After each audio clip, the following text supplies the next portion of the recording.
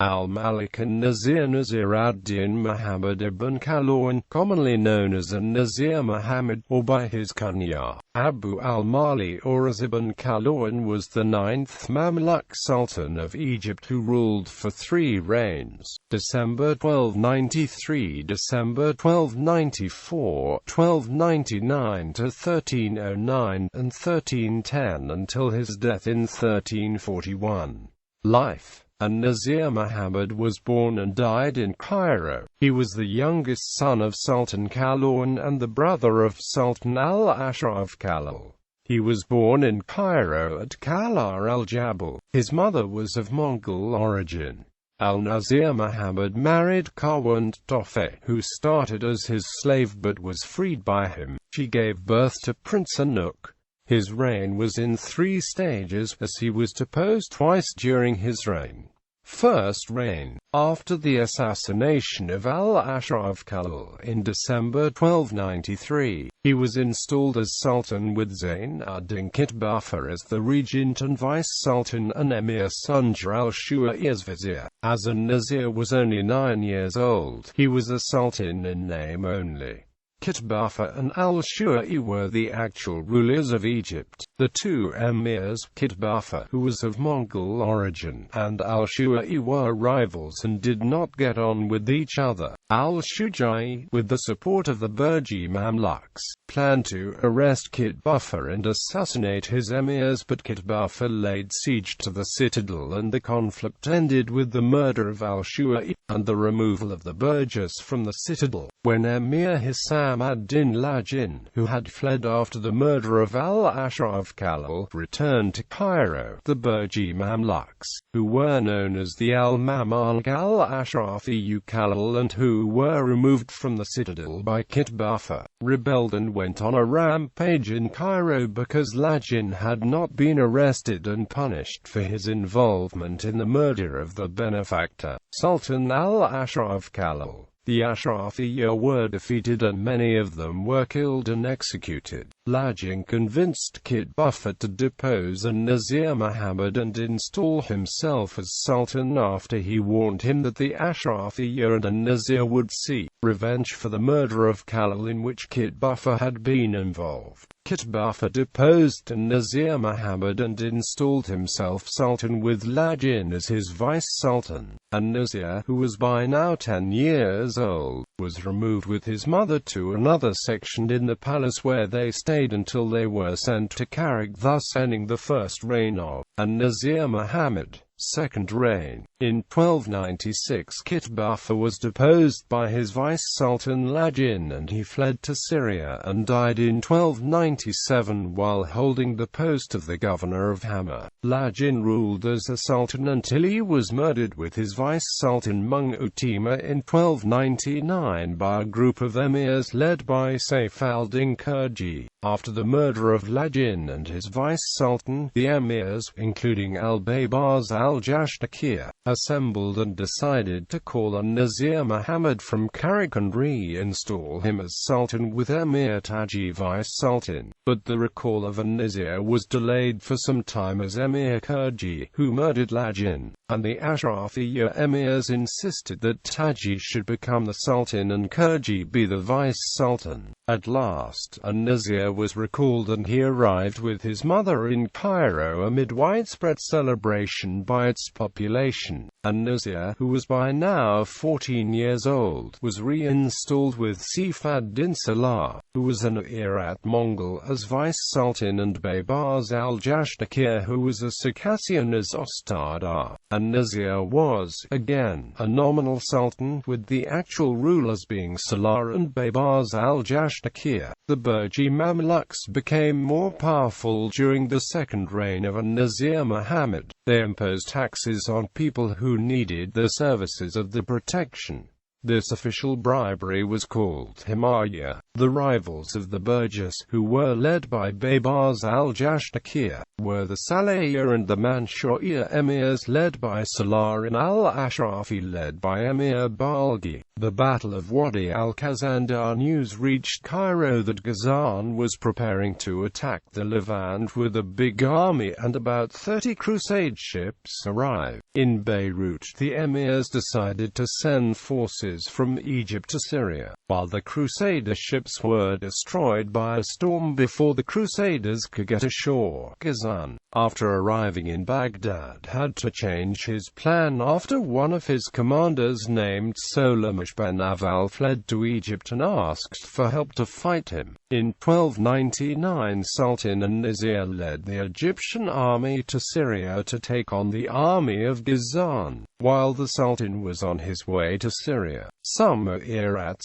conspired with a Mamluk of the Sultan to kill Baybars al-Jashtaki and Salar in order to bring Kitbafa, who was in Hama, back to power. The Sultan's Mamluk attacked Baybars al-Jashtaki and tried to kill him, but he was himself killed. The Irats attacked the Dillas of the Sultan, but they were stopped in a way that made Salar and Baybars think the Sultan was involved in the conspiracy. The Irats were arrested and punished, and the Mamluks who were involved were sent to Al-Kahf. The army of An-Nasir clashed with Ghazan's army in a battle that became known as the Battle of Wadi al-Khazandar. An-Nasir's army was defeated with relatively low casualties after inflicted major casualties on Ghazan's army. An-Nasir's forces retreated to Homs, followed by the army of Ghazan. An-Nasir left for Egypt and Ghazan took Homs. Many of the population of Damascus fled towards Egypt.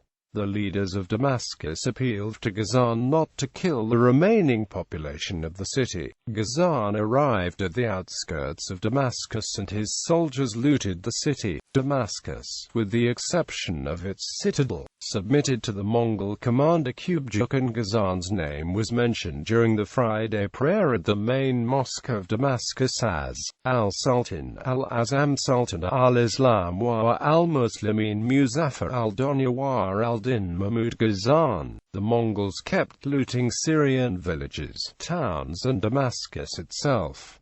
In Egypt, the defeated soldiers of An-Nasir kept arriving in disorder. The deposed Sultan Kitbafa, who was in Syria, also fled to Egypt.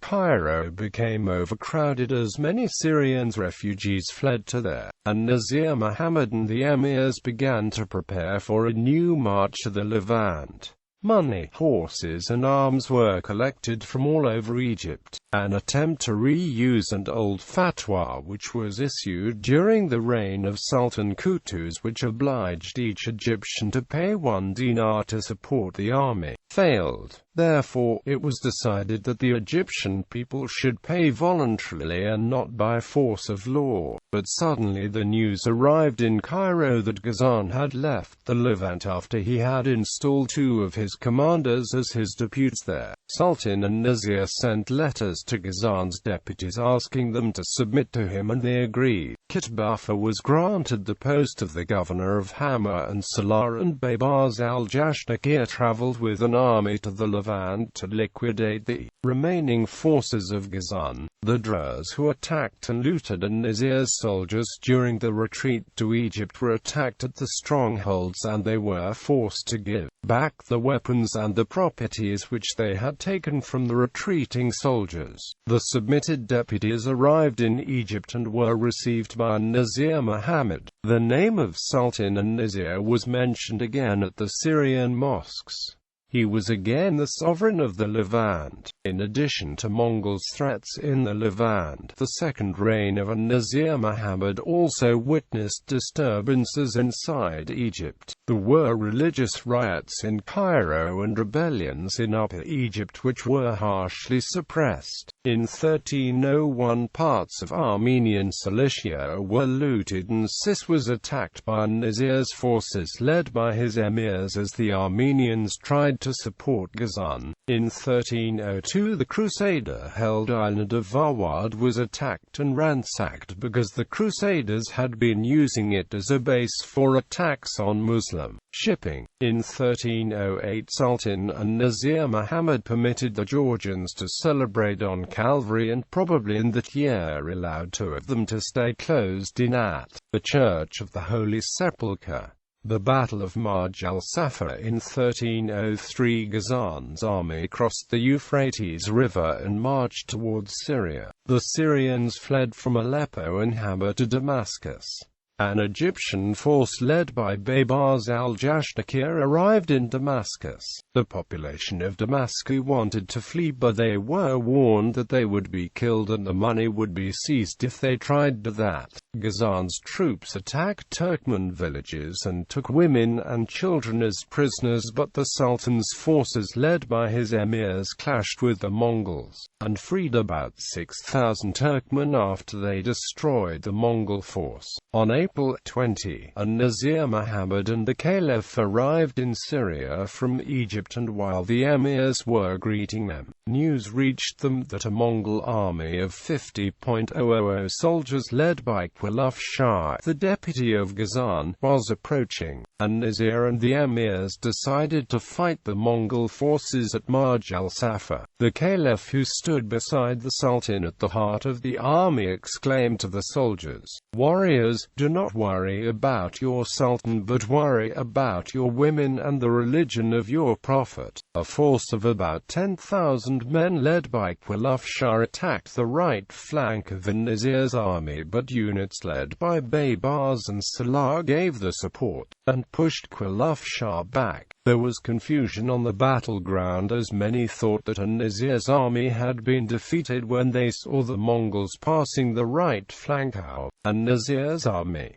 Quilaf Shah withdrew to a mountain, also believing that he had won, but from his position on the mountain he saw the army of An-Nasir standing firm on the left flank and his soldiers were filling the field. Quilaf Shah was puzzled and asked an Egyptian emir who was taken prisoner about the army which he was seeing. The emir answered him that it was the army of the Sultan of Egypt. Quilaf Shah was shocked, as he did not know that An-Nasir has arrived with the Egyptian army. When Quilaf Shah saw his army defeated and fleeing, he too fled at sunset. Next morning Quilaf Shah returned to the battlefield, but he was defeated again. His third offensive happened early in the morning of the third day, but his army was utterly annihilated. Only a small number of the Mongols survived. When Ghazan heard about the defeat of his army, it was said that he was so upset that he suffered a severe hemorrhage and he died a year later. An-Nasir Muhammad returned to Egypt to great celebrations. Cairo was decorated from Bab al-Nasir to Kalar al-Jabal. The prominent Egyptian Mamluk historian Baybars al-Juwadar was present at the Battle of Marg al-Safa. Achievements and withdrawal. In 1304, Sis was raided again by An-Nasir's emirs, and a group of Mongols led by a prominent commander named Badr ad-Din al-Babur were brought to Egypt and welcomed by An-Nasir in Cairo. Al-Madrasa al-Nasir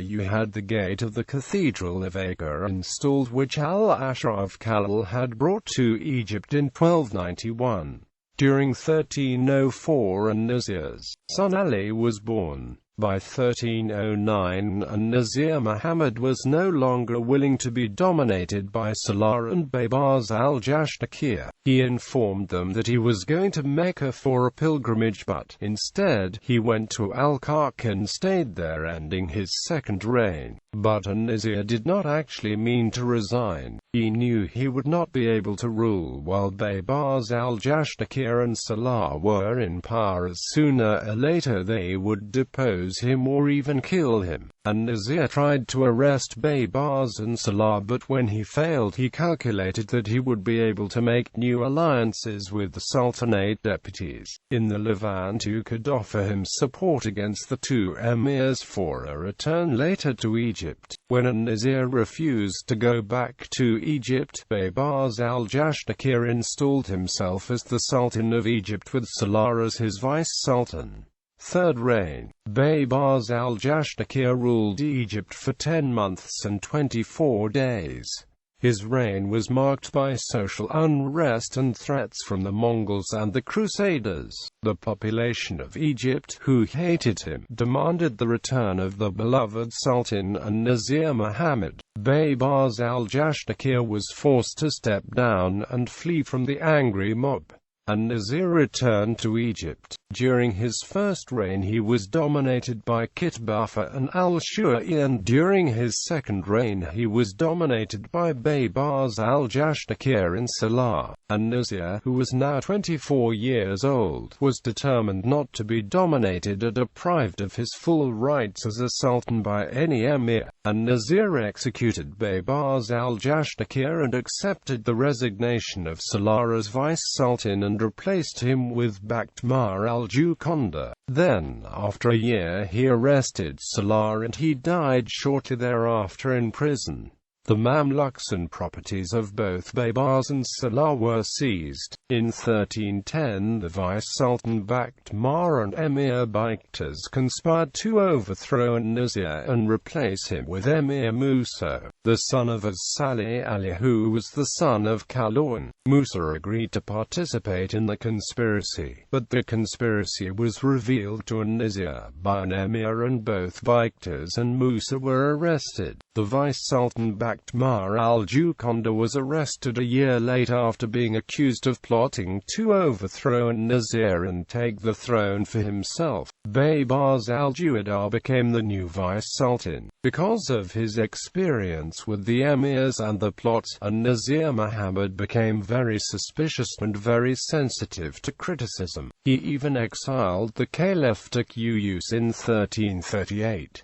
Crackdown on corruption. Slowly but systematically An-Nasir Muhammad increased his power as sultan and took revenge on the emirs who had mistreated him in the past and on the emirs who plotted against him after his return to Egypt. He abolished a few official positions, seized the wealth and property of corrupt officials, discharged the Irat Mongols from royal service and annulled the exceptional taxes and surcharges which were imposed on the common people by the authorities and which enriched officials and made the emirs more powerful. He employed Emir ibn al-Waziri, a man who was known to be tough on corruption, as the head of Dar al-Adl, and every Monday the Sultan would listen to complaints from the common people against the officials and the emirs. He prohibited his governors from executing or physically punishing convicts without his permission, and he shut an infamous prison that was near the citadel. In 1314 he abolished the post of vice-sultan. In 1315 he carried out a land survey to re-establish the amount of the taxes which the landowners and the landlords had to pay to the state. Internal and external situations during the third reign of An-Nasir Muhammad. Egypt did not witness any major external threats, as both the Crusaders and the Mongols had been weakened by losses in battle and their internal conflicts. However, Mongol ruler Ul-Jitu besieged Mamluk fortresses but withdrew due to deadly summer heat in 1312 to 1313.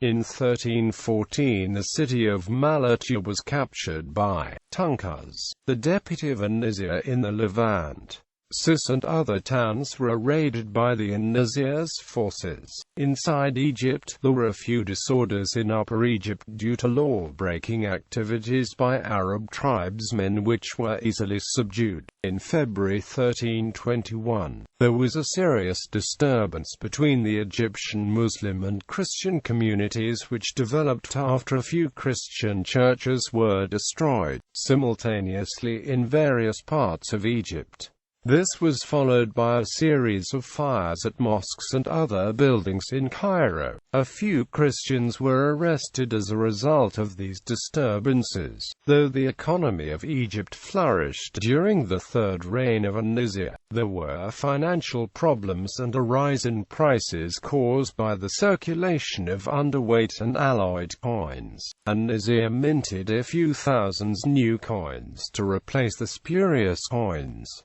Under An-Nasir Muhammad, the position of Egypt as a political power grew. Foreign delegations and king's envoys with gifts visited Cairo, frequently seeking the help and the friendship of An-Nasir. Among these visits were envoys from Pope John XXII and King Philip VI of France. The papal envoys arrived in Cairo in June 1327 with a gift and a letter from the Pope, who appealed to An-Nasir to treat the Christians well and to protect the Christian holy places and to stop his attacks against Sis. Those were the first envoys of a pope to go to Egypt since the time of Sultan Saleh Ayyub. In February 1330, King Philip VI sent a delegation of 120 men who appealed to An-Nasir to grant Philip the city of Jerusalem and surrounding areas along the Levantine coast. An-Nasir reacted by insulting the French envoys and their king and ordered them to leave Egypt. Public works. An-Nasir Muhammad's long reign marked the apogee of Mamluk power and the high water mark of culture in Egypt since Ptolemaic Alexandria. Extraordinary public works were set in motion. He redug once again the canal connecting Alexandria with the Nile. It was opened to traffic in 1311 and required workforces on a pharaonic scale. Some of his marvelous works in Cairo were the huge square that was called Al-Malik al-Nasiri, Qasr al-Ablaq, and the restructuring of the E1, which was built by his father Qalawun. In addition, he built madrasas, magnificent public baths, and renovated more than 30 mosques which belonged to the most splendid examples of Islamic architecture. His own mosque in the citadel, which stands until today, was decorated with stone brought in triumph from the ruined cathedral of Acre. He also added to his father's complex of structures Cairo's first sabil, a fountain for the use of all, especially welcome to the poor who might not have access to a well. Account of Al-Malik and Nasir in Ibn Battuta's book. Ibn Battuta was a famous traveler and arrived in Cairo while Al-Malik and Nasir was the Sultan. He related the following: The Sultan of Egypt at the time of my entry was Al-Malik an-Nasir Abul Fath Muhammad, son of Al-Malik al-Mansur Saif al-Din Qalan al-Salihi Khan, and was known as Al-Alfi because Al-Malik al-Salih bought him for 1,000 dinars of gold. He came originally from Kifyak. Al-Malik an-Nasir was a man of generous character and great virtues. Insufficient proof of his nobility is furnished by his devotion to the service of the two holy sanctuaries and the works of beneficence which he does every year to assist the pilgrims, in furnishing camels loaded with provisions and water for those without means and the helpless, and for carrying those who cannot keep up with the caravan or are too weak to walk on foot, both on the Egyptian pilgrim road and on that from Damascus. He also built a great convent at Syracuse, in the outskirts of Cairo. An-Nasir Muhammad's emblems and coins. Emblems: eagle, flower, lily, bundle. First reign, not available. Second reign, coins had An-Nasir's name inscribed as Al-Sultan, Al-Malik an-Nasir, Nasir ad-Dunya wa al-Din. Also a title of his father Qalawun was inscribed on his coins as Al-Malik al-Mansur. Third reign, An-Nasir Muhammad had on his coins the following remarkable titles which are unique in Mamluk's history: Al-Sultan, Al-Malik al-Nasir, Nasir al-Din wa al-Dunya, Al-Sultan, Al-Malik al-Azam, Al-Sultan, Al-Malik, Nasir al-Dunya wa al-Din, Kashim Amir al-Mu'minin. Unique beseeching phrases that were inscribed on his coins were As-Nazro and Khalid al-Mulko wa Sultano. Legacy. The prominent Mamluk historian Ibn Az wrote the following about Al-Nasir Muhammad: His name was mentioned everywhere like no other king's name. All the kings wrote to him, sent gifts to him and feared him. The whole of Egypt was in his grasp. Both father and brother of An-Nasir were celebrated sultans, and 8 of his sons and 4 of his grandsons were throned as sultans of Egypt. Sons: Al-Mansur Abu Bakr, Al-Ashraf Kujak, An-Nasir Ahmad, As-Saleh Ismail, Al-Kamal Shaban, Al-Muzaffar Haji, Al-Nasir Hassan, Al-Saleh Saleh. Grandsons: Al-Mansur Muhammad, Al-Ashraf Nizir ad-Din Shaban, Al-Mansur Ali ad-Din Ali, Al-Saleh Haji.